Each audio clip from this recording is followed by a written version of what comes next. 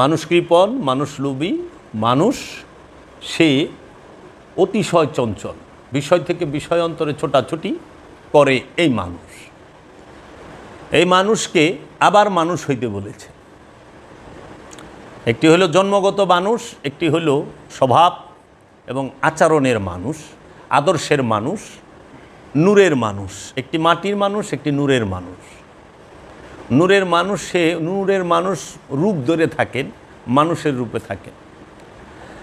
এখন এই মানুষকে মানুষ হবার জন্য আল্লাহ বারবার তাগিদ দিয়েছেন যে হে মানুষ তোমরা ঈমান আনো, হে মানুষ তোমরা অন্যায় করিও না, অত্যাচার জুলুম করিও না, হে মানুষ তোমরা পবিত্রতা অর্জন করো, হে মানুষ তোমরা তোমাদের রবের ইবাদত করো, হে মানুষ তোমরা কেন আল্লাহর ইবাদত করো না। এখন মানুষ কিভাবে মানুষ হবে? মানুষকে মানুষ করবে কি? আল্লাহ রব্বুল আলামিন রহমত হিসেবে, আল্লাহর করুণা দয়া হিসেবে আল্লাহ রব্বুল আলামিন পৃথিবীর বুকে মানুষকে মানুষ করার জন্য রবের তরফ হইতে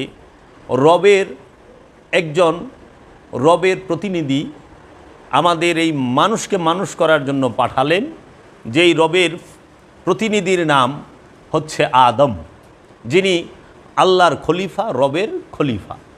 সূরাতুল বাকারায় আল্লাহ রব্বুল আলামিন বললেন, ইন্নী জাইলুন ফিল আরদে খলিফা, নিশ্চয় আমি আল্লাহ পৃথিবীর বুকে আমার প্রতিনিধিত্বকারী, আমার খলিফা আমি পাঠাবো।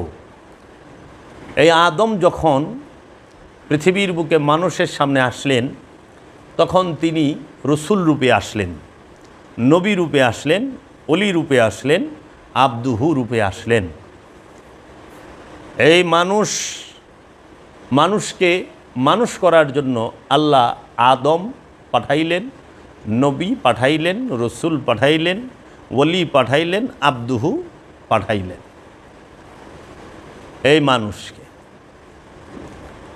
এখন এই মানুষকে রব্বুল আলামিন পাঠিয়ে বানিয়ে সৃষ্টি করে হেদায়েতের জন্য হাদি হিসাবে, ছাত্রের জন্য গুরু হিসাবে, শিষ্যের জন্য গুরু হিসাবে, মুরিদের জন্য পীর হিসাবে, উম্মতের জন্য রসুল হিসাবে আদমকে এই জগতে প্রেরণ করলেন।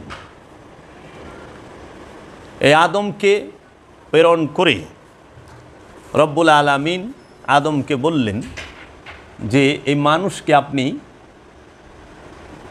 আয়াত তেলাওয়াত করে শোনান, মানুষের নফসকে আপনি পবিত্র করুন, মানুষকে আপনি কেতাবের জ্ঞান দান করুন এবং হেকমত দান করুন, এবং মানুষকে আপনি পবিত্র বস্তুকে হালাল করে দিন মানুষের জন্য, আর অপবিত্র বস্তুকে হারাম করে দিন এই মানুষের জন্য। রব্বুল আলামিন এই রসুল প্রেরণ করার পরে মানুষের নিকটে যখন রসুল আসলেন, রসুল এসে দেখলেন মানুষ তাহারা বড় সংকটের ভিতরে অবস্থান করতেছে। মানুষ শক্তির পূজা করে, ক্ষমতার পূজা করে, মূর্তির পূজা করে। সেই মূর্তি কখনো কাঠ, বাঁশ, খের দিয়ে তৈরি কিংবা পাথরের তৈরি মূর্তি নয়।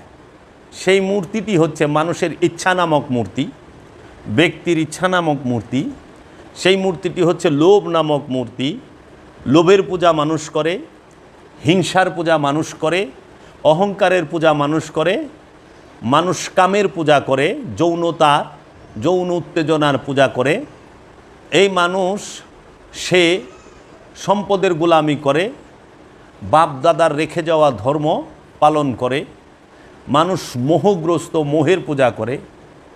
মানুষ এই ষড়রিপুর বন্ধনে পড়ে ষড়রিপুর যে কোটি কোটি রূপ আছে, কোটি কোটি রূপের যে মূর্তিগুলো আছে, সেই হাকিকি মূর্তিগুলোর পূজা করে। অনেক সময় তাহারা এই পাথরের তৈরি মূর্তিরও পূজা করে। তো কাজেই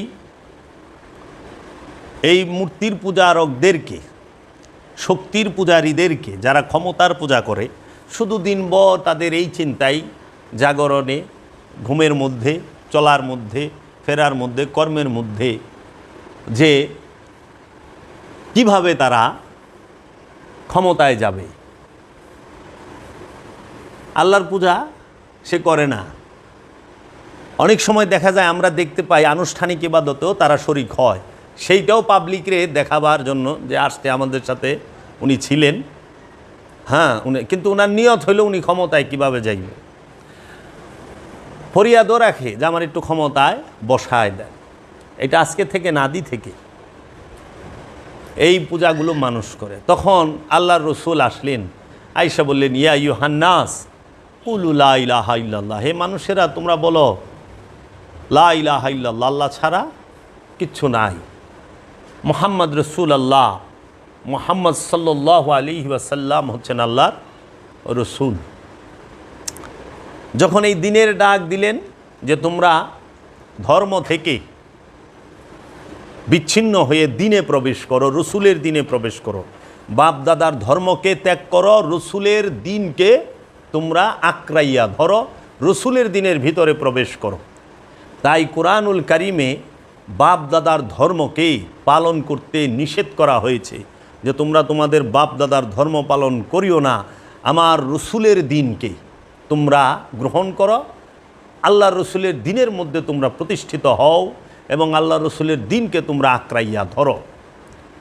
তো রসুলের দিনকে না ধরে বাপদাদার ধর্ম পূজা করতেছে এই সমাজের মানুষ। অধিকাংশ মানুষ বাপদাদার ধর্ম করে, রসুলের দিন যেটাকে বলা হয় দিন ইসলাম, আত্মসমর্পণের স্বভাব, সেইটাকে সমাজ গ্রহণ করতে পারে না। অধিকাংশ মানুষ সমাজের, তারা ক্ষমতার পূজা করতে ভালোবাসে। তাই যখনই বলল যে তোমরা ঈমান আনো এক আল্লাহর উপরে, আমি আল্লাহর রসুল, এই রসুলের উপরে, নবীর উপরে, কেতাবের উপরে, কিয়ামত দিবসের উপরে, ফেরেশতাদের উপরে, আল্লাহর তরফ হইতে যাহা যাহা নাজিল হয়েছে সমস্ত কিছুর উপরেই তোমরা ঈমান আনো। যখন যাহারা এই ঈমান এনেছে, বিশ্বাস করেছে এই কথা যে হ্যাঁ উনি আল্লাহর রসুল, আল্লাহ একজন আছেন, এটা অনুমানে বিশ্বাস করেছে, শুনে বিশ্বাস করেছে, মুখে বলে বিশ্বাস করেছে, কিন্তু সে এখনও হৃদয়ের চোখ দিয়েও দেখে নাই, কলবের চোখ দিয়া দেখে নাই, সিনার এলেম দিয়া সে বুঝতে পারে নাই প্রাথমিক যে অবস্থা। তখন কি করবে, কি করলে ঈমান আনবে? রসুলের হাতে হাত রেখে বায়াত হলে, মুরিদ হইলে সে হয় আমানু। আমানু কাকে বলে? যিনি রসুলের হাতে হাত দিয়া বায়াত হয় তিনি আমানু। আমানুকে যিনি প্রাথমিক বিশ্বাসী, ধারণার বিশ্বাসী, অনুমানের বিশ্বাসী, অনুমানকৃত বিশ্বাসীকে বলা হয় আমানু। প্রাথমিক বিশ্বাসীকে বলা হয় আমানু, যে শুনে এবং বলে বিশ্বাস করে সে আমানু। এই আমানুকে বলা হয়েছে ইয়া আইয়ুহাল্লাযিনা আমানু ওয়া আমিনু, হে ইমানদার আমানু তুমি ইমান লও। আবার এই আমানুকেই বলা হয়েছে ইয়া আইয়ুহাল্লাযিনা আমানু উদখুলু ফিস সিলমি কাফাতান, হে আমানু তুমি পরিপূর্ণ দিনের ভিতরে, ইসলামের ভিতরে প্রবেশ করো। ইয়া আইয়ুহাল্লাযিনা আমানু তাকুল্লাহা হাক্কা তুকাতিহি ওয়ালা তামুতুন্না ইল্লা ওয়া আনতুম মুসলিমুন, হে আমানু তোমরা মুসলমান না হইয়া মারা যায়ও না। আবার কোরআন বলছে ইয়া আইয়ুহাল্লাযিনা আমানু আলাইকুম আনফুসাকুম, হে আমানু তুমি তোমার নফসের খবর নাও।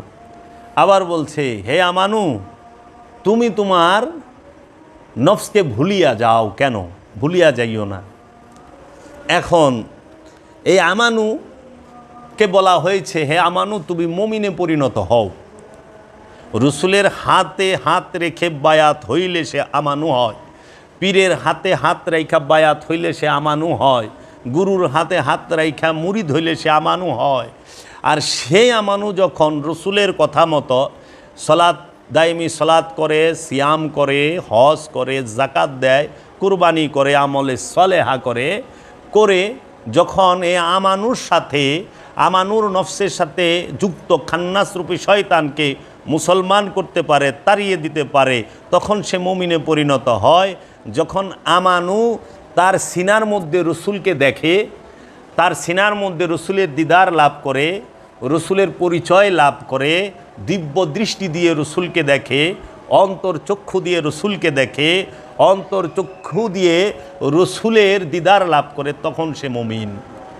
মুমিনের সাথে আল্লাহ থাকে, আমানুর সাথে আল্লাহ থাকে না। খান্নাস রূপে শয়তান থাকে আমানুর সাথে দুর্বল রূপে, প্রকটভাবে না।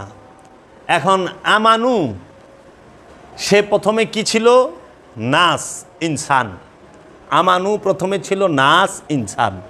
আমানু যখন রসুলের কাছে যাইয়া রসুলের হাতে হাত দিয়া মুরিদ হইল, তখন সে এই নাস ইনসান যখন রসুলের কাছে যাইয়া রসুলের হাতে হাত রাইখা মুরিদ হইল, তখন সে হইল আমানু। তার মানুষের একটা উন্নত স্তর হইল আমানু। সে মানে আপনি শিশু, এখন আপনার পড়াশোনার বয়স হয়েছে মাত্র, আপনি যাইয়া স্কুলে ভর্তি হইলেন। স্কুলে ভর্তি হওয়ার সাথে সাথে আপনার নাম হইল ছাত্র অথবা ছাত্রী। যে পর্যন্ত আপনি স্কুলে ভর্তি হন না, ওই পর্যন্ত আপনি ছাত্রও না, ছাত্রীও না। ঠিক যখন আপনি রসুলের কাছে যাইয়া মুরিদ হইলেন, রসুলের কাছে যা বায়াত হইলেন, তখন আপনি হইলেন রসুলের কাছে আমানু, রসুলের ছাত্র, পীরের ছাত্র, মুর্শিদের ছাত্র। এখন ছাত্র কি করবে? শিক্ষা গ্রহণ করবে। কার কাছ থেকে? গুরুর কাছ থেকে, রসুলের কাছ থেকে, মুর্শিদের কাছ থেকে। এই ছাত্রর এই কোরআনের ভাষায় মুসল্লি বলা হয়েছে। যখন রসুলের কথা মতো এই আমানু এবাদত করা শুরু করে, দায়মি সলাৎ শুরু করে, তখন তাকে মুসল্লি বলে। যখন সে জাকাত দেওয়া শুরু করে, তখন সে মুসল্লি বলে। যখন সে হজ করে, তখন সে মুসল্লি। যখন সে কুরবানি করে, তখন সে মুসল্লি। এই মুসল্লি কারা হয়? মুসল্লির গুণ কি? মুসল্লির গুণ 8টা। এই 8 গুণ আমি এখন কোরআন থেকে আপনাদেরকে শোনাবো, আপনারা শুনবেন। মুসল্লি কি? যারা সলাতি, মুসল্লি আরবি শব্দ, মুসল্লির বাংলা হইল যোগী। কি? যোগী। আবার অনেকে সাধক বলে। মুসল্লির বাংলা সাধক, যোগী। মুসল্লি আরবি শব্দ, আমানু আরবি শব্দ। আমানু অর্থ প্রাথমিক বিশ্বাসী, মুমিন অর্থ পরিপূর্ণ বিশ্বাসী, মুসল্লি অর্থ সাধক অথবা যোগী। এটা বাংলা। এখন এই সবসময় আমরা আরবি বিষয়গুলোই বুঝলাম। এই মুসল্লিকে আল্লাহ রব্বুল আলামিন শিক্ষা দিয়েছেন রসুলের দ্বারা। তাই আমার মুর্শিদ বাবা জাহাঙ্গীর বলতেছেন, মহানবী তার উম্মতদেরকে চোখে আঙুল দিয়ে দেখিয়ে গেলেন যে মোরাকাবা, মুশাহেদা, ধ্যান সাধনা ছাড়া নিজের সঙ্গে থাকা বীজরূপী রূকে পরিপূর্ণতা দেওয়া যায় না। নিজের নফসের সাথে নিকটে থাকা বীজরূপী রূকে পরিপূর্ণতা দিতে পারবেন না দায়েমি সলাত ছাড়া, রসুলের বায়াত হওয়া ছাড়া। এখন আল্লাহ কোরআনে বলতেছেন সূরা মারিজ, কোরআনে সূরার সিরিয়াল নম্বর 70, সূরার নাম মারিজ। সূরা মারিজের 19 নম্বর আয়াত থেকে বলা হয়েছে, ইন্নাল ইনসানা খুলিকা হালুওয়ান, নিশ্চয়ই মানুষকে সৃষ্টি করা হয়েছে অধৈর্য রূপে। সূরা মারিজের 19 নম্বর আয়াত। তারপর বলা হচ্ছে ইজা মাসা হুশাররু জাজুয়ান, যখন মন্দ তাকে স্পর্শ করে তখন অস্থির হইয়া যায়।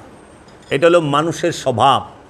মানুষ অতি চঞ্চল, এক স্থানে 5 মিনিট বসে থাকতে পারে না আমানু ছাড়া, একদিকে 5 মিনিট তাকায় থাকতে পারে না। এটা হলো মানুষের স্বভাব। তোমার মধ্যে আছে না? দেখবারও নাই যেন থেকে ওই যে উনি এক মুহূর্তে তোর বয়ে থাকা পারল না, 80 বার খালি দিক ওদিক দিয়া গুলল। পয়স প্রমাণ। এরা এই কোয়ালিটির মানুষ হেদায়েত লাভ করতে অনেক বছর যায়, এক স্থানে বসতে পারে না।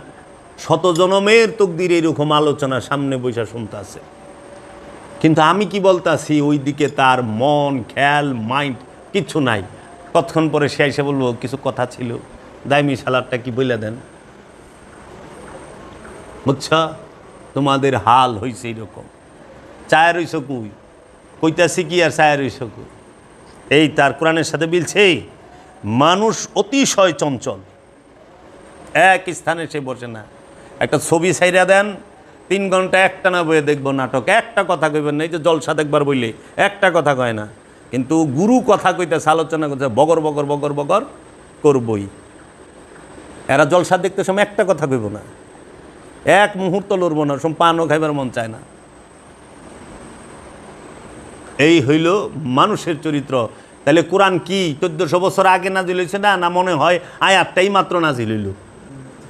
মনে হয় আয়াতটাই মাত্র নাজিল হইল এবং আপনি গো দেখায়া হইল যে আপনারা কি করতে পারেন। আপনাদের চরিত্রটা বইলা দিল কোরআন, নাকি? তাহলে কোরআন জিন্দা, কোরআন সত্য, কোরআন সর্বকালের জন্য, সর্বসময়ের জন্য। এইটা আমাদের শিক্ষা। কিন্তু আফসোস, কোরআনের শিক্ষা দেয় না, অন্য কিতাবের কথা কয়। মন্দ যখন স্পর্শ করে তখন সে হইয়া যায় অস্থির। দেখেন না, বিপদ আপদ আইলে অস্থির হয়ে যায়। হাই হাইলো, কী হইলো, এরকম হইলো কে, আমার পোলা এটা পাইলো না কে, আমার মেয়ে এটা পাইলো না কে, চান্সটা হাতছাড়া হয়ে গেলো কে, বিদেশে ভিসাটা ক্যান্সেল হয়ে গেলো কে, টাকা পয়সা এই হইলো কে, সে মানে আফসোসে শেষ নাই, ফোন দিয়া কানবো। ধৈর্য ধরো, এমনও তো হইতে পারে এর থেকে ভালো কিছু বয়ে রয়েছে, আল্লাহ রাখছে। ঘাবড়াও কেন? ধৈর্য ধরো। দেখো, তোমার শিকার পারণে দাপানিতে তো কিছু হবে না, হওয়ার হইলে তো হইতই নাকি? ধৈর্য ধরো, কর্ম করো, জীবন পাল্টায় যাইব। 21 নম্বর আয়াত আল্লাহ বলতেছেন, ওয়া ইজা মাসাহুল খাইরু মানু আন, এবং যখন মঙ্গল তাকে স্পর্শ করে হয় কৃপণ। যখন অভাব হয়, টাকা পয়সা নাই, জিনিসপত্র নাই, তখন কয় বাবা এমন একটা ওজিফা দেন, এমন একটা তাবিজ দেন যেন সব চলিয়া যায়। তাবিজ ওজিফা পাওয়ার পরে যখন মাল পানি পকেটে আইছে, এমন কৃপণ হয়েছে এখন আর পীরের এই চিনে না, বছরেও আহে না, বছরেও সে আসে না, পীরেরে চিনে না। আবার যখন চিবিতে পড়ে গেছে, দৌড়ে আসছে, বাবা আমার না এই হয়েছে, এতদিন কই আসছিলাম বাবা, মাল পাইছি না, এখন তো চিনি না আপনারে, এখন বিপদে পড়ছি, মামলায় পড়ছি, এখন সকালে ভক্তি, সন্ধ্যায় ভক্তি, ওজি ভাই ছাড়েন না, তসবি সব সময় হাতে থাকে। বিপদে পড়ছে, বিপদ শেষ, তরায় গেছে, অকৃতজ্ঞ। এই চরিত্র বলছে। আবার বলছে, এবং যখন মঙ্গল তাকে স্পর্শ করে সে হয় কৃপণ, ইল্লাল মুসাল্লিন, মুসল্লি ব্যতীত, মুসল্লি ছাড়া। মুসল্লি অস্থিরও না, মুসল্লি লুভিও না, মুসল্লি কৃপণও না। খেয়াল করেন, আমি এই আলোচনাটা করার পিছনে রহস্য আছে। মুসল্লি অস্থিরও না, মুসল্লি কৃপণও না, মুসল্লি অধৈর্যও না, লুভিও না। তাহলে পরে মুসল্লি যে, সে কৃপণ হবে না, লুভি হবে না, অধৈর্য হবে না। তাহলে আমরা যে বর্তমানে দেখলাম মুসল্লির নাম দিয়া, তৌহিদি জনতার নাম দিয়া, যাহারা গরু, ছাগল, ভেড়া, বকরি, হাঁস, মুরগি, চাল, ডাল, তেল, ডেকসি, পাতিল, টিন, ইট, বালু, সিমেন্ট, রড, সমস্ত কিছু অলি আল্লাহর দরবার থেকে, খানকা থেকে, মাজার থেকে লুটপাট করে নিল, তাহারা কি মুসল্লি কোরআনের দৃষ্টিতে? আমি কোরআন খুলে বলতাছি, সূরা মারিজের 19, 20, 21, 22 নম্বর আয়াতে বলা হয়েছে, যাহারা কৃপণ তাহারা মুসল্লি না, যাহারা লুবি তারা মুসল্লি না, যারা অধৈর্য তারা মুসল্লি নয়। তাহলে মুসল্লি কারা? আল্লাহ 8টা গুণ কয়ে দিছে মুসল্লির। কয়টা গুণ কইছে? 8টা গুণ। এখন মুসল্লির 8 গুণ এক এক করে বলি। সূরা মারিজের 23 নম্বর আয়াতে বলা হয়েছে মুসল্লির 1 নম্বর গুণের কথা, আল্লাযীনা হুম আলা সলাতিহিম দাইমুন, তাহারাই মুসল্লি যাহারা দায়মি সলাতের উপরে দণ্ডায়মান। দায়মি সলাতের উপরে যারা দণ্ডায়মান তাদেরকে কোরআন বলেছে মুসল্লি। সর্বক্ষণ যারা সলাতের উপরে দণ্ডায়মান তাদেরকে কোরআন বলেছে মুসল্লি। যারা সর্বসময়ে সর্বক্ষণ সলাতের উপরে সংযোগ যোগাযোগের উপরে অবস্থান করে তাদেরকে কোরআন বলেছে মুসল্লি। আমি সারা কোরআন তন্ন তন্ন করেই আনুষ্ঠানিক ইবাদতকারী 5 ওয়াক্ত নামাজিকে কোরআন মুসল্লি বলেছে আমি পাই নাই। যদি আমাকে কেউ দেখাই দিতে পারে আমি ধন্য হব। আমি কোরআন বুকে নিয়ে, কোরআন হাতে নিয়ে কথাটি বললাম। আমি কোরআনের শুরু থেকে শেষ পর্যন্ত পড়ে এইটুক পাইছি যে মুসল্লি সেই যে সর্বক্ষণ সর্ব অবস্থায় সলাতের উপরে দণ্ডায়মান থাকে, সে মুসল্লি যে দায়মি সলাতি, সে মুসল্লি। সূরা মারিজের 23 নম্বর আয়াতে বলা হয়েছে মুসল্লির 1 নাম্বার গুণ। আসুন মুসল্লির 2 নাম্বার গুণ কি আল্লাহ রাব্বুল আলামিন বলতেছেন। মুসল্লির 2 নাম্বার গুণ হচ্ছে ওয়াল্লাযীনা ফি আমওয়ালিহিম হাক্কুম মালুমুন, এবং যাহারা তাহাদের সম্পদের মধ্যে, মালের মধ্যে অন্যের অধিকার ভালোভাবে জানে। সূরা মারিজের 24 নম্বর আয়াত। সূরা মারিজের 24 নম্বর আয়াত হচ্ছে মুসল্লির 2 নাম্বার গুণ কি, এবং যাহারা তাহাদের সম্পদের মধ্যে তথা মালের মধ্যে অন্যের অধিকার ভালোভাবে জানে। তারপরে মুসল্লির 3 নম্বর গুণ বলা হয়েছে সূরা মারিজের 26 নম্বর আয়াতে। সূরা মারিজের 26 নম্বর আয়াতে বলা হয়েছে ওয়াল্লাযীনা ইউসাদ্দিকুনা বিয়াউমিদ্দিন, এবং যাহারা সত্য বলিয়া মানিয়া লয় বিচার দিনের জন্য, এবং যাহারা সত্য বলিয়া মানিয়া লয় বিচার দিনের জন্য। এইটাই হইল মুসল্লির 3 নাম্বার গুণ। সূরা মারিজের 26 নম্বর আয়াত। সূরা মারিজের 27 নম্বর আয়াতে বলা হয়েছে মুসল্লির 4 নাম্বার গুণ ওয়াল্লাযীনা হুম মিন আযাবি রব্বিহিম মুশফিকুন, এবং তাহারা যাহারা তাহাদের রবের আযাব হইতে ভীতু। খেয়াল করেন মুসল্লির 4 নাম্বার গুণ যে সেটা কি, এবং তাহারা যাহারা তাহাদের রবের আযাব হইতে ভীতু। রবের আযাব সম্পর্কে ভীতু থাকে। কিভাবে ভীতু? যে কোনো অপকর্ম পাপ কর্ম করতে গেলে সে রবকে ভয় করে, পাপ করতে ভয় করে। পাপ করতে রবের ভয় যার মধ্যে আছেন তিনি হচ্ছেন মুসল্লি। এটা মুসল্লির 4 নাম্বার গুণ। এই মুসল্লির 4 নাম্বার গুণ হচ্ছে যে কোনো প্রকার পাপ করতে মুসল্লি ভয় করবে। সে অন্যের হক মাইরা খাইতে ভয় করব, সে অন্যের গীবত করতে ভয় করব, সে অন্যের উপরে অত্যাচার জুলুম করতে গেলে আল্লাহর ভয় করব। সে হইল মুসল্লি। আর এখন কি করে? মুসল্লি যায় উল্টে ভয় দেখায়, তাই না? জাগা মাইরা খায়া নামাজ পড়বার ঢুকে, অন্যায়ভাবে খোটা গাইরা থুইয়া জুমার নামাজ পড়ছে শুক্রবার দিন বিচার মানে জাগা মাপামাপির, আবার আয়া সেইটারে পুক্ত করে। এই হইল বর্তমান মুসল্লির হাল। আর এইটা হইল কোরআনের মুসল্লির পরিচয়। তারপরে বলা হচ্ছে কোরআনুল কারীমের মধ্যে মুসল্লির 5 নাম্বার গুণ ওয়াল্লাযীনা হুম লিফুরুজিহিম হাফিজুন, এবং তাহারা যাহারা তাহাদের লজ্জাস্থানসমূহকে হেফাজত করে। তাদের লজ্জাস্থানসমূহকে হেফাজতকারী কারা? মুসল্লিরা। লজ্জাস্থান বলতে কাকে বলে? লজ্জাস্থান বলতে বলা হয় এই দৃষ্টিকে এবং মস্তিষ্ককে। লিঙ্গ সেটা দৈহিক একটা অঙ্গ। হাত যেরকম একটা অঙ্গ, প্রস্রাবের রাস্তা পায়খানার রাস্তা ঠিক সেই রকম একটা অঙ্গ। দৈহিক বর্জ্য বের হওয়ার ড্রেন লাইন বলতে পারেন। কিন্তু আপনার লজ্জায় স্থান হচ্ছে আপনার দৃষ্টি আর আপনার মস্তিষ্ক। আপনার দৃষ্টি যদি খারাপ হয় আর আপনার মস্তিষ্কের মধ্যে যদি কুচিন্তা কুভাবনা জমায় রাখেন, আপনি যেখানেই যাইবেন সেখানেই অসৎকর্ম করবেন। কারণ দৃষ্টিভঙ্গির উপরে সব নির্ভর করে। তাই দৃষ্টিভঙ্গি পাল্টান, জীবন পাল্টে যাবে। যৌনতা থাকে প্রথমে মস্তিষ্কে আর দৃষ্টিতে, সেইটাকে পূর্ণতা দেয় যৌন অঙ্গে। ঠিক আছে? এখন আপনারা কি করেছেন?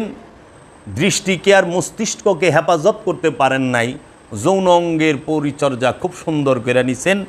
বরকা আর লুঙ্গি পাঞ্জাবি পিন্দা পুরা কমপ্লিট, কিন্তু দৃষ্টিকে আপনারা পর্দা, দৃষ্টিভঙ্গিটাকে আপনারা পাল্টাইতে পারেন নাই, দৃষ্টির মধ্যে পর্দা দিতে পারেন নাই। পর্দা করা নারী পুরুষ উভয়ের জন্য ফরজ। পর্দা হচ্ছে তাকওয়া, তাকওয়ার পর্দা। পর্দা পোশাকেরটা থেকে বড় হইল তাকওয়ার পর্দা। আল্লাহ তাকওয়ার পর্দার কথা বলছে যে তুমি কুচিন্তা করতে যাই আল্লাহকে ভয় করো, কুচিন্তা করার আগে আল্লাহর ভয় করো, কুকর্ম করার আগে আল্লাহর ভয় করো, জীবনে করতে পারবেন না। এখন আপনারা প্যাকেট হইছেন, মনে করছেন পর্দাশীল, পর্দাশীল দৃষ্টি। আপনি পর্দা করছেন পুরুষ থেকে, ছেলে থেকে। আপনি কি লোভ থেকে পর্দাশীল হইতে পেরেছেন? অহংকার থেকে পর্দাশীল হতে পেরেছেন? আপনি কি যৌনতা থেকে পর্দাশীল হতে পেরেছেন? আপনি কি কামনা, বাসনা, অহংকার, গীবত, চর্চা, গিল্লা থেকে পর্দাশীল হইতে পেরেছেন? পারেন নাই তো। স্বর্ণ রাখেন, লোভ আইসা যায়। অর্থের ভান্ডিল রাখেন, লোভ আইসা যায়। আপনি কিসের পর্দাশীল?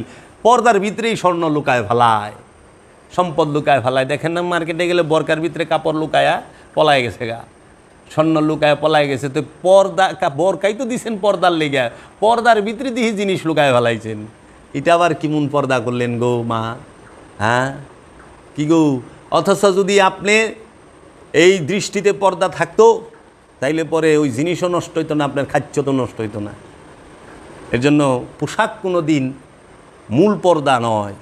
পোশাক হইল মেজাজি পর্দা, আনুষ্ঠানিক পর্দা। হাকিকি পর্দা হচ্ছে তাকওয়া, খোদার ভয়। পাপ করতে গেলে ভয় করবে। এজন্য আপনারা আপনাদের লজ্জাস্থান হেফাজত রাখেন। লজ্জাস্থান হেফাজত করা ফরজ। হ্যাঁ,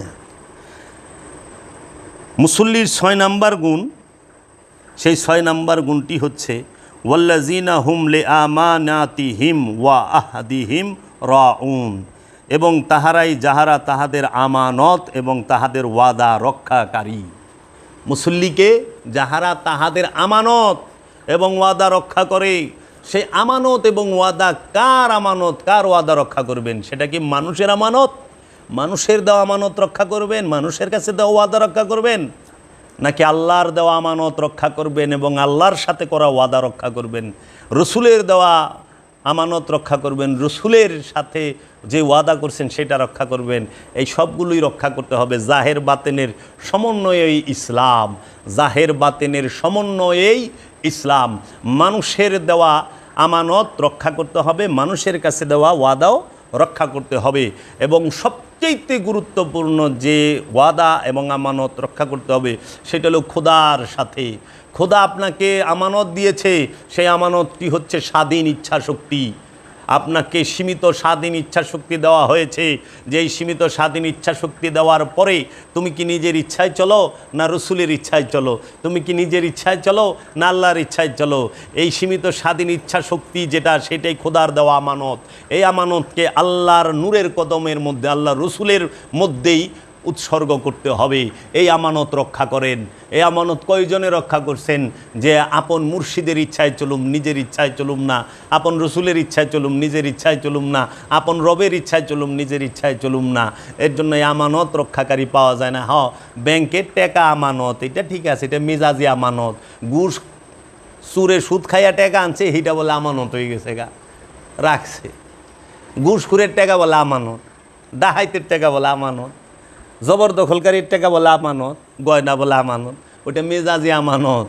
হাকিকি আমানত হলে আল্লাহ দিস আপনারে সীমিত স্বাধীন ইচ্ছা শক্তি।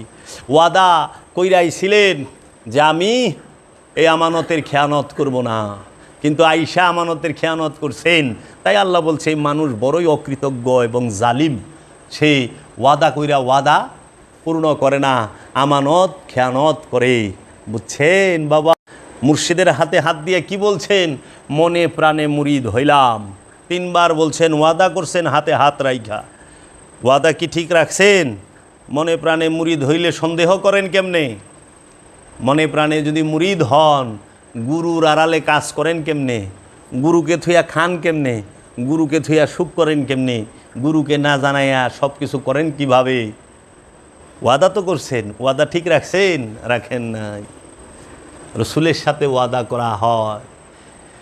এই মুসল্লি যে সে আমানত এবং ওয়াদা রক্ষা করে। বুঝছেন? আচ্ছা, তারপরে 7 নাম্বার গুণ হইল মুসল্লির, ওয়াল্লাযীনা হুম বিশাহাদাতিম কাইমুন, ওয়াল্লাযীনা হুম বিশাহাদাতিহিম কাইমুন, এবং তাহারাই যাহারা তাহাদের সাক্ষ্যদানের সহিত অটল অবিচল। সাক্ষ্যদানে অটল অবিচল মুসল্লি। মুসল্লি কি সাক্ষী দিবে? কোন সাক্ষী দেবে? জাহের বাতেন দুইটাই। পাড়া প্রতিবাসীর সাথে যায় ঝামেলা হয়েছে, গ্যাঞ্জাম হয়েছে, সেখানে মিথ্যা সাক্ষী দেবে না, যাহা সত্য তাই দেবে। মিথ্যা সাক্ষী দিলে সে জাহান্নামে যাইব, মিথ্যা সাক্ষীদাতা সে জাহান্নামী। খেয়াল করেন তো, এই যে যারা বলতেছে আমরা মুসল্লি, আমরা মসজিদে 5 ওয়াক্ত নামাজ পড়ি, এরা মসজিদে দাঁড়ায় মিথ্যা সাক্ষী দেয়। যাহা সে জীবনে দেখে নাই সেটাও সে বলছে, আর যাহা সে করে নাই তার সম্পর্কে মিথ্যা সাক্ষীটা দিছি। আল্লাহ, তুমি এদেরকে কোথায় স্থান দিবা? এই জালিমদেরকে। মিথ্যা সাক্ষী দিলে সে মুসল্লি থাকে না, সে জাহান্নামী হয়। এই মিথ্যা সাক্ষী দিয়ে তো বোঝায়। মসজিদে দাঁড়াইয়া কি সুন্দর করিয়া মিথ্যা সাক্ষীগুলো দিল। আজকে এই বাংলার জমিনে অলি আল্লাহদের উপরে, অলি আল্লাহর মাজারগুলোর উপরে হামলা হচ্ছে, সেইখানে মিথ্যা বলে, মাইক দিয়ে মিথ্যা প্রচার করে, মিডিয়ার সামনে মিথ্যা বলে, থানা পুলিশের সামনে মিথ্যা বলে, আদালতের মধ্যে মিথ্যা বলে তারা চলতেছে। অথচ তারা বলতেছে আমরা মুসল্লি, আমরা ইমাম, আমরা আলেম। আসলেই কি তাই? মিথ্যা সাক্ষী দিলে সে আলেমও থাকে না, সে মুসল্লিও থাকে না, সে ইমানদারও থাকে না, সে জাহান্নামী হয়ে যায়। আমি বলি নাই, কোরআন বলছে সূরা মারেইজের এইটা হইল 33 নম্বর আয়াত, সাক্ষ্যদানে অটল থাকে। সূরা মারেইজের 34 নম্বর আয়াত আল্লাহ বলেছেন মুসল্লির 8 নম্বর গুণের কথা। ওয়াল্লাযীনা হুম আলা সলাতিহিম ইউহাফিজুন, এবং তাহারাই যাহারা তাহাদের সালাতের উপর হেফাজত করে। সলাত খালি করলেই হবে না, হেফাজতও করতে হবে, রক্ষা করতে হবে। ওইটাকে তোমরা হেফাজত করে না? তোমাকে বাড়ির দলিলপত্র হেফাজত করে রাখছো না সিন্ধুকে, জানি পোকায় না খায়, পানিতে না ভিজে, আগুনে না পুড়ে, নষ্ট যেন না হয়, করছো না? টাকা পয়সা সোনা দানা খুব হেফাজত করে রাখছো না? ঠিক এরকম সালাদটাও হেফাজত করে রাখতে হবে। সালাদ খালি করলেই হবে না, হেফাজত করার লাগবো। এখন ডেলি কামাও 500, খরচ করো 700। তুমি কি ভালো কামাই নেওয়ালা না ফাটিচার উজাইরা? 700 কামায়, 500 কামায়, 700 খরচ করে, ডেলি 200 ঋণ থাকে, মাসে 6000 ঋণ হয় সে। এর জন্য তোমরা কি করো? সলাদকে হেফাজত কইরো। হেফাজত কিভাবে করবা? মুর্শিদের কাছে যাই না নিও। বর্তমানে যারা নিজেদেরকে মুসল্লি বলতেছেন, তাহারা সূরা মারেজের এই মুসল্লির 8 গুণ এই তৌহিদি জনতাকে বলবো, আপনাদের প্রতি অনুরোধ রইল, আপনারা কোরআনুল মাজিদের সূরা মারেজের 23 নম্বর আয়াত থেকে নিয়ে 34 নম্বর আয়াত পর্যন্ত যে 8টি গুণের কথা বলা হয়েছে মুসল্লির, এই 8টি গুণ আপনাদের মধ্যে আছে কিনা আপনারা কোরআন থেকে বের করেন। এই মুসল্লির 8 গুণকে এই সমাজের আলেম অধিকাংশ তারা মুমিনের গুণ বলছে, নাউজুবিল্লাহি মিন যালিক। মুমিনের গুণ বলে প্রচার করছে। এটা মুসল্লির গুণ। মুমিনের গুণ 6টা, সেটাও কোরআনে দেওয়া হয়েছে। আমানুর গুণ আছে, মুহসিনিনের গুণ আছে, মুত্তাকির গুণ আছে, মুমিনের গুণ আছে, সাবিরিনের গুণ আছে। সবচেয়ে বেশি যে গুণ যার, সে তাকে বলা হয় মুহসিনিন। এই 15টা গুণ আছে। আমি প্রত্যেকটা বিষয়ের উপরে গুণগুলো এক এক করে বলুম। এর জন্য আজকে মুসল্লির গুণটা সিরিয়ালভাবে বললাম। মুসল্লির 8টি গুণ। মুসল্লির প্রথম গুণ, সে দায়মি সলাতে সর্বক্ষণ দণ্ডয়মান। মুসল্লির দ্বিতীয় গুণ, এই কোরআন বলেছেন যে নিশ্চয়ই এই মুসল্লির দ্বিতীয় গুণ হচ্ছে সে যাহারা তাদের সম্পদের মধ্যে, মালের মধ্যে অন্যের অধিকার ভালোভাবে জানেন। মুসল্লির 2 নম্বর গুণ হইল তোমার মালের মধ্যে অন্যের অধিকার আছে। এখন অন্যের অধিকার মুসল্লি দেয়? বাইতি তো ডুববার দেয় না, মালে আবার অধিকার দিব।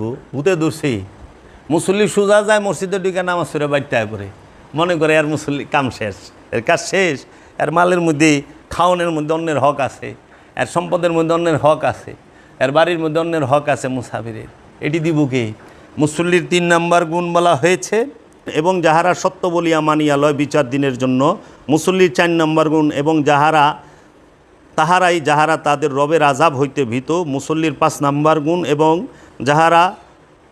তাহারা যাহারা তাদের লজ্জা স্থানসমূহের হেফাজতকারী, মুসল্লির 6 নাম্বার গুণ, এবং তাহারাই যাহারা তাদের আমানত ও ওয়াদা রক্ষাকারী, মুসল্লির 7 নাম্বার গুণ, এবং তাহারাই যাহারা তাদের সাক্ষ্যদানের সহিত অটল, এবং মুসল্লির 8 নাম্বার গুণ, এবং তাহারাই যাহারা তাদের সলাতের উপর হেফাজত করে। আল্লাহ রব্বুল আলামিন মানুষকে সৃষ্টি করা হয়েছে, আল্লাহ বলছেন মানুষকে সৃষ্টি করা হয়েছে অস্থির এবং দুর্বল মন দিয়ে, এবং কোরআন এখানে অবশ্যই তথা নিশ্চয়ই শব্দটি ব্যবহার করেছেন। সুতরাং প্রতিটি মানুষকে নিশ্চয়ই আল্লাহ সৃষ্টি করেছেন অতিশয় অস্থির ও দুর্বল মন দিয়ে। মন দুর্বল, বুঝছেন? আপনি মুসলমান কারে করবেন? দেহরে, দেহ তো মুসলমান। নফসে রে, নফস তো নূর, সেও মুসলমান। মুসলমান করবেন মনে রে, মনটা মুসলমান না, বুঝছেন? এর জন্য মন নরেরও আছে, নারীরও আছে, কিন্তু লিঙ্গ নরের আছে, নারীর নাই। এজন্য মুসলমানি বিষয়টা হলো মনের। মনকে মুসলমান করতে হয়, মনকে পবিত্র করতে হয়। দেহ যদি মুসলমান করান যাইতো তো সুন্নতে খাতনা নরেরে দেন, নারীরে কী করবেন? লালন সাইজি বলছে না, জাত গেল বলে একি আজব কারখানা, সুন্নত দিলে হয় মুসলমান, নারী জাতের কি তার প্রমাণ? নারীরে কি দিয়ে? এই জন্য এমন জিনিস আল্লাহ দিয়ে দিছে যে নর এবং নারী, পুরুষ এবং নারী উভয়কে মন দিছে। এই মনই অমুসলিম থাকে, এই মনই সে অকৃতজ্ঞ থাকে, এই মনই জালিম থাকে, এই মনই হিংসুক থাকে, এই মনই লুবি থাকে, এই মনই কামুক থাকে, এই মনের মধ্যেই মোহ মায়া মাৎসর্য সব কিছু থাকে। গীবত মনের মধ্যে থাকে। এর জন্য যাহার মধ্যে নাপাক থাকে সেইটাই তো পাক করবেন। অনেক মন হইছে নাপাক, পাক করবার লইছেন দেহ, একের কুইনা পর্যন্ত ধুয়ে মাথা মুথা মাসা কইরা আপনি পুরা পবিত্র যাবে লইছেন, কিন্তু নামাজ পড়িয়া হিংসাই করেন। কুটনামি আর সারা পারলেন না, সারা পারছেন কুটনামি না? সারা গ্রামের সবার খবর আপনার অন্তরে বয়ে রয়েছে, নিজের খবর নাই, থাকে না? পুরা গ্রামের সবার খবর একজনের মনে। খালি কি পুরা গ্রামের বম্বের হিরুগো খবরও মনের মধ্যে বয়ে রয়েছে, নিজের খবর নাই। এর লেগে এবাদত মনের জন্য, পবিত্রতা মনের জন্য, ইসলাম মনের জন্য, মুসলমান মনকে আত্মসমর্পণ যে করতে পেরেছে সে মুসলমান। ধর্ম মনের জন্য। এজন্য বিচার ধর্মের হবে না, বিচার হবে কর্মের। আর মানুষ কর্ম করে মন দিয়া ভাইবা, মনের মধ্যেই আশা আকাঙ্ক্ষার পাহাড় দাঁড়ায় রয়েছে।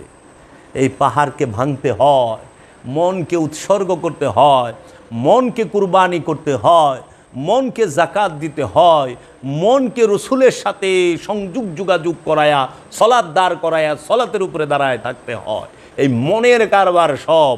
এই মন শূন্য হও। মহাপুরুষ মন নিয়ে থাকে না, মহাপুরুষ মন শূন্য থাকে। মহাপুরুষ নফস, মহাপুরুষের প্রাণ সে আল্লাহর মহানূরের মধ্যে ফানা হইয়া থাকে, বাঁকা হইয়া থাকে, বিলীন হইয়া থাকে। মহাপুরুষের মন থাকে না। এর জন্য মহাপুরুষের দুঃখ নাই। আল্লাহ কইছে আলা ইন্না আউলিয়াল্লাহি লা খাউফুন আলাইহিম ওয়ালা হুম ইয়াহজানুন। খবরদার, আমার অলি যারা, তাদের কোনো ভয় নাই, তারা চিন্তিত হবে না। কারণ ভয় মনের বিষয়, চিন্তাও মনের বিষয়। মনই থাকে না আল্লাহর অলির, তাহারা আল্লাহর নূরের মধ্যে ডুবা থাকে। যত দুঃখ মনের মধ্যে, যত কষ্ট মনের মধ্যে, যত কিছু সব মনের মধ্যে, তাই না রে? মনে কষ্ট পাস না? মনে দুঃখ না? মনের মধ্যে আশা না?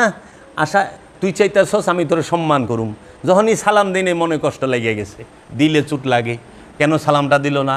মুরব্বী মানুষ যাইতে আসি, কি হইতো সালামটা দিলে? তোরা আইসস এক কথা এলে যে তুই সব দুনিয়ার কবি, আমি কোনো কথাই শুনি নাই, তোর মনে কষ্ট। এত কষ্ট করে আইলাম, কথাই শুনল না, মনটা কষ্ট লই আইলাম। এটা এক মনের কারবার, মনটায় চায়। এর জন্য মনের ঘরে আগুন ধরায় দে, মনটারে পুইরে হালা, বুঝছাস? খালি প্রাণটারে রাখ। প্রাণ যদি একা থাকে সে আল্লাহরে ডাকবই। প্রাণের সাথে মন থাকার কারণে সে আল্লাহরে ডাকে না, খালি মালেরে ডাকে। মালের লেগে আল্লাহরে ডাকে। আল্লাহ মাল ল 100 কোটি, আল্লাহ 100 কোটি, চৌধুরী তো বেশি, ওর 250 কোটি আছে, ল 300 কোটি। আল্লাহ কি এফ রহমান সাহেবের তো 800 কোটি, আলম সাহেবের 1200 কোটি, আমি যা 1500 কোটি দিলাম। আল্লাহ পাক, এখন তো এই কটা টাকাতে সিঙ্গাপুরে ব্যবসা দিমু হচ্ছে না, আমেরিকায় ব্যবসা গারম হচ্ছে না। আল্লাহ পাক যদি আরও হইতো, যতই দেয় মন ভরে না। আল্লাহ কইছে আল হাকুমুত তাকাসুর হাত্তা জুরতুমুল মাকাবির। ওর মুখে মাটি দে, ওর মুখে মাটি দে, মাটি না দেওয়া পর্যন্ত ও থামবো না, ওর চাওয়া থামবো না। যত পায় তত চায়। তখন কি করে? মরণ দেয়, সুন্দর একটা গাড়া খুদে হুয়ায় দেখাস না, মুখের উপরে মাটিটা দিছে, সব মাটি কোদাল দেয় টাইনা টাইনা টাইনা টাইনা মুখের উপরে দিয়ে রাখে না, আগরে হইয়ার শ্বাস কবরের উপরে মাটি বাঁশ দিছে, পয়লা খলপার বেড়া চাটায় পাড়ায় দিছে, দিয়া মাটি দিয়া দিছে। ওখানে আর চাচা মিয়া কিচ্ছু চায় না। চাও গো বালিশ চাও, তুষক চাও, মালপানি চাও, কিচ্ছু চায় না, মাটি দিয়া দিছে তো মুখের উপরে, দে মাটি, মনে মরণ দিয়া দিছে। জিন্দা থাকতে চাওয়ার শেষ নাই। তাই যেই দিলে কামনা বাসনা আছে সে আবার ফকির হয় কেমনে? আমার দয়াল বাবা জাহাঙ্গীর, আমার দয়াল বাবা জাহাঙ্গীর, আমার মুর্শিদ কেবলাও কাবা, আমার মুর্শিদ এই দিন শিক্ষা দিয়েছেন যে তুই মানুষ হয়ে আসছস, জীব, কিন্তু তুই মানুষ থাকিস না। তুই খোদার গুণে গুণান্বিত হবাব। খোদার গুণে গুণান্বিত হইতে গেলে রসুলের কাছে যা, যেই রসুলের কাছে আল্লাহর সব গুণ, আল্লাহর সমস্ত নূর রইছে। এই রসুল তোকে মানুষ করে দিব রে। অমানুষরে মানুষ করে আল্লাহর ওলি, আল্লাহর রসুল। আর এই অমানুষের দলের আয় আল্লাহর ওলি রে আঘাত করে, কষ্ট দেয়, যন্ত্রণা দেয়। আল্লাহর ওলি রে এত কষ্ট দেয় যেটা বলার বাহিরে। তারপরেও আল্লাহর ওলিরা মনে কষ্ট নেয় না, কষ্ট রাখে না, কারণ মনই নাই। ক্ষমা করে আল্লাহর ওলিরা, ক্ষমা করে। আল্লাহর ওলির ধর্মই ক্ষমা করা, বুঝছো? আল্লাহর ওলি কারো কাছে কিছু চায় না। আল্লাহর ওলি সেই সব কিছু হারানোর পরেই ওলি হইছে। চাওয়া হারাইলেই ওলি হয়, চাওয়া থাকলে আর ওলি হয় না গো, বুঝছো? কেমনে তোমাগো বোঝাই, কেমনে বোঝাই? এর থেকে সহজভাবে বোঝানোর তরিকা আমার জানা নাই বাপ। আমারে ক্ষমা করো তোমরা, আমার জানা নাই। আমি চাই আমার মুর্শিদের নাম নিতে নিতে যেন আমার মরণ হয়, বুঝছো? মুসল্লি হও, ইমানদার হও, রসুলকে ভালোবাসো, খোদাকে ভালোবাসো। মন যা কয় তা শুনো না, রসুল যা কয় তা শোনো। মন সব সময় তোমাকে কুপথে নেবে। মন যে বাধা, অনেক বড় বাধা। পাগল মন, মন রে মন কেন এত কথা বলে, বুঝছ? আমার মন রে পারলাম না আর বোঝাইতে, মন রে বোঝায় পারে না। এই মনকে ধ্বংস করতে গেলেই তোমার কামেল গুরু লাগবে। উলঙ্গ কথা কইলাম। তোমার এই মনকেই কোরআনের আরবি ভাষায় বলা হয়েছে খান্নাস, বুঝছো?